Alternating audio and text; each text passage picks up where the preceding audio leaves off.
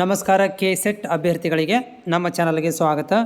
KSET ಒಂದು ಅಪ್ಡೇಟನ್ನು ಮಾಡಲಾಗಿದೆ KE website ಒಳಗಡೆ.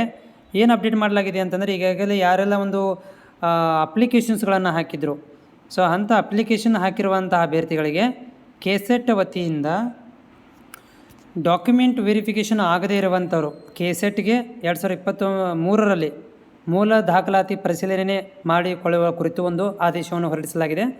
ಸೊ ಇಲ್ಲಿ 9/8/2024ಕ್ಕೆ ಬಂದಿರುವಂಥದ್ದು ಏನು ಹೇಳ್ತಿದ್ದಾರೆ ಅಂದರೆ, ಇಲ್ಲಿ 11/7 22/7/2024ವರೆಗೆ ಮತ್ತು 31/7/2024ವರೆಗೆ ಹಾಜರಾಗಿ ಹಲವು ಕಾರಣಗಳಿಂದ ಮೂಲ ದಾಖಲಾತಿಗಳನ್ನು ಪರಿಶೀಲನೆಗೊಳಪಡದ ಅಭ್ಯರ್ಥಿಗಳು ಪ್ರಾಧಿಕಾರಕ್ಕೆ ಪೂರಕ ದಾಖಲಾತಿಯೊಂದಿಗೆ ಮನವಿ ಸಲ್ಲಿಸಿದ್ದು, ಈ ಕುರಿತು ಪರಿಶೀಲಿಸಿ ಸಮಿತಿ ರಚಿಸಿದ್ದು, ಸಮಿತಿಯು ಎಲ್ಲ ದಾಖಲಾತಿಗಳನ್ನು ಪರಿಶೀಲಿಸಿ ಪರಿಗಣನೆಗೆ ಅನುಸರಿಸುವ ಹೆಸರುಗಳನ್ನು ಈ ಮೂಲಕ ಪ್ರಕಟಿಸಲಾಗಿದೆ.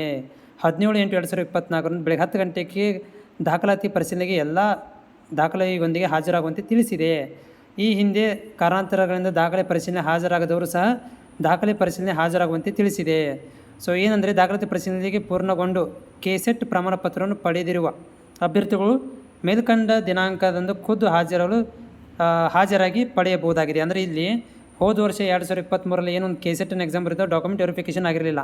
ಸೊ ಅಂಥ ಅಭ್ಯರ್ಥಿಗಳು ಡಾಕ್ಯುಮೆಂಟ್ ವೆರಿಫಿಕೇಷನ್ ಮಾಡ್ಕೊಳ್ಳೋಕ್ಕೆ ಈ ಒಂದು ಅಪ್ಡೇಟನ್ನು ಮಾಡಲಾಗಿದೆ.